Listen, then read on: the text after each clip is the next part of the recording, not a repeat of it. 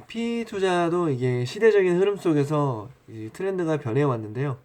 이 한때는 이제 어떤 기업을 경쟁력 있는 저가에 잘 살 수 있느냐, 인수를 할 수 있느냐가 굉장히 중요하던 시절이 있었고, 한때는 이제 레버리지를, 그러니까 자금을 잘 끌어올 수 있느냐가 중요하던 시절이 있었습니다.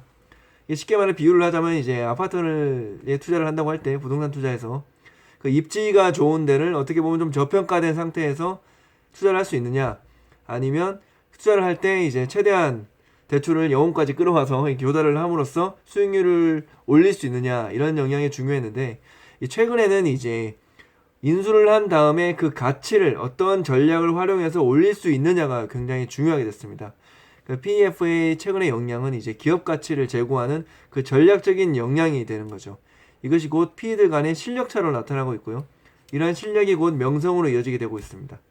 따라서 실력 있고 명성을 갖춘 PE로의 이 자금의 쏠림 현상이 굉장히 심해지고 있는 상황입니다. 자, 근데 이제 본질적으로 이제 프라이빗 이퀴티 펀드라는 게 집합 투자 기구입니다. 그 LP라는 투자자들의 투자금을 GP라는 운용사가 운용을 하는 건데요. 이 GP와 LP의 이해상충, 컨플릭 이슈가 있을 수 있게 됩니다. 그래서 이 이해관계의 일치를 위해서 GP가 일부 운용 펀드에 일부 이제 출자를 하게 되죠. 운용만 하지 말고 니네도 실제로 돈을 태워서 책임있게 운용을 해라, 이런 취지인데요. 이것이 바로 GP 커미트먼트라고 합니다. 근데 이 시장 흐름에 따라 가지고 이제 투자자가 굉장히 수요가 증가하게 되면, 이제 GP에 대한 의존도가 커지게 되면 이 출자 비중은 그만큼 감소할 수 있겠죠. 자, 그러면 이제 이 GP는 뭘 먹고 사냐? 이 GP의 수익은 크게 이제 관리보수, 매니지먼트 피와 성과보수, 캐리드 인터레스트로 구분이 되게 됩니다. 자, 이 개념을 한번 살펴볼게요. 자, 이 관리보수라는 것은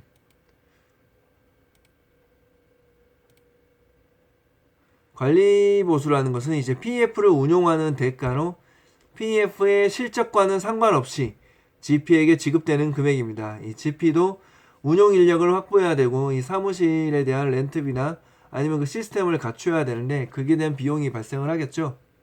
근데 이러한 것이 실적에 연동되지 않게끔 먹고는 살아야 되니까 그렇게 비용으로 이제 납부를 하는 것이 이제 관리 보수가 되고, 이 관리 보수가 그 PEF 입장에서는 기본적인 매출이 되는 겁니다. 이 관리 보수라는 것은 기본적으로 1% 후반에서 2%, 많게는 3%까지 되는데, 이 운용 난이도나 시장 상황에 따라서 달라지게 돼요. 이 업무 부담이 상대적으로 낮은 세컨더리 펀드나 재간접 펀드의 경우에는 더 낮게 됩니다. 자, 이 성과 보수 때문에 PEF를 운용을 하는 거죠. 이 성과 보수는 투자 성과에 연동된 보수입니다. 이 투자 성과 보수를 어떻게 책정하느냐에 따라서는 여러 방법이 있을 수가 있는데, 일반적으로는 성과에 대한 기준 수익률을 책정을 해요. 그 기준 수익률에 해당하는 재산을 우선 분배를 하고 이후에 초과 수익에 대해서 성과 보수를 지급하게 됩니다. 이 기준 수익률은 이 허들 레이시라고 하는데요. 일반적으로 약 8% 정도 돼요. 이 8% 수준을 달성한 그 이후의 부분에 대해서 20% 정도로, 대략 20% 정도를 성과 보수로, 이제 초과 수익에 대해서 성과 보수를 지급하게 됩니다. 자, 이제 도대체 이 LP들은 그러면 어떤 기관들인가? 이 LP들은 이제 글로벌 큰손들입니다. 주로 이제 선진국의 공적 연금과 이 국부 펀드들이 많이 있어요. 이 아부다비 투자청이라든지 캐나다 공적연금, 뭐 싱가포르 국부 펀드, 뭐 GIC, 테마섹, 뭐 이런 기관들이 있는데요. 우리나라에 MPS도 있죠. 이 금융기관들도 투자를 하는데요. 이 금융회사들이 이러한 LP의 형태로 자기 자본을 써서 투자를 하는 것을 자기 자본 투자, 프린시플 인베스트먼트라고 합니다. 자, 최근에 이제 글로벌 저금리 저성장 구조로 이제 적정 수익률을 확보하기가 굉장히 어려워지게 됐어요. 이러한 글로벌 큰손들이 전통적인 주식 투자나 채권 투자에 대한 투자로는 운용을 하기가 굉장히 힘들게 됐습니다.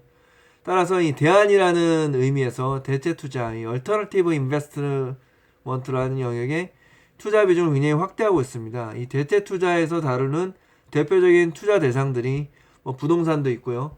인프라, 뭐 항공기나 선박 같은 오브젝트 파이낸스, 그리고 여기서 말하는 이제 프라이빗 이퀴티 투자가 있는 거죠. 최근에는 이제 국민연금도 이런 대퇴 투자에 대한 비중을 많이 늘려가고 있는 추세입니다. 자, 그런데 이런 LP들은 이제 최근에 GP와의 이해관계 상충을 해소하고 투자 기회에 대한 접근성을 확보하고 또한 이 직접 투자의 역량을 키우기 위해서 대안적인 투자 구조를 찾아 나가고 있어요. 단순히 PEF에 대해서 투자를 하는 것에서 벗어나서 우리도 한번 운용을 해보겠다. 아니면 저기에 대한 이제 관여도, 인발브먼트를 올리겠다는 거죠. 이 공동 투자나 이제 SMA, JV, 직접 투자 등은 그러한 움직임을 반영을 하는 겁니다. 이렇게 공동 투자를 하게 되면은 이 LP 입장에서는 운영 보수가 낮거나 없어서 이 수익률 제고에 유리를 하고 장기적으로는 이제 직접 투자를 할 수 있는 역량을 기르는 방법이 되는 거죠. 자, 이제 PEF의 업무 프로세스에 대해서 한번 알아보겠습니다. PEF 업무 프로세스는 크게 이제 자금 모집, 그리고 투자 대상에 대한 투자, 그 다음에 이제 밸류업을 하는 거죠. 기업 가치 제고를 시킨 다음에 기업 가치가 상승한 시점에서 매각을 해서 자금을 회수를 하고요. 목적을 달성한 다음에 이제 청산을 하는 그런 순서로 이루어지게 됩니다. 이 중에 가장 중요한 게 바로 이 밸류 에디션, 기업 가치를 올리는 거죠. 자, 이런 기업 가치 제고, 이 밸류 에디션과 관련해서 이제 투자 수익률을 올리는 방법으로 사용되는 게 바로 이 레버리지입니다. 이 레버리지가 가장 대표적인 게 바로 인수금융인 거죠. 기업의 경영권 지분 인수를 위한 투자에서 레버리지 효과를 위한 외부 차입을 바로 이 인수금융이라고 합니다. 이런 방식의 투자를 레버리지 바이아웃이라고 하고 여기에 필요한 자금 조달 수단을 바로 이 인수금융이라고 하는 겁니다. 이 부동산 투자를, 아파트 투자를 할 때도 이제 대출을 많이, 정말 이게 그 가격이 상승을 한다면 대출을 많이 끌어올수록 이제 레버리지 효과를 위한 수익률이 올라가게 되는데요.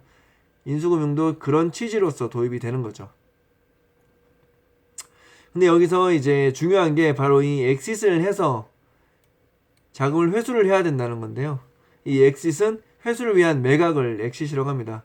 이 엑싯 방법에는 여러 가지가 있는데 가장 대표적으로 이제 전략적 투자자에게 매각을 하는 거죠. 전략적 투자, 전략적으로 이제 그 투자 대상 기업을 인수할 니즈가 있는 대기업이나 이런 전략적 투자자에게 매각을 하는 방식이 있고, 또 다른 PEF, 즉 바이아웃 펀드에 매각하는 방식이 있고요. 그리고 시장 IPO를 하는 방식이 있겠죠. 가장 대표적인 것은 역시 이 SI, 전략적 투자자에 매각을 하는 거죠. 이 IPO를 할 때는 이제 경영권 프리미엄에 대한 대가를 받을 수가 없으니까 결국 이제 전략적 투자자에게 파는 방법이 많이 있고, 최근에는 이제 FI들이 세컨드리 거래도 굉장히 많아지고 있습니다. 펀드와 펀드 간의 거래가 많아지면서 이 엑시에 대한 확실성이 점점 시장에서 늘어나고 있는 추세입니다.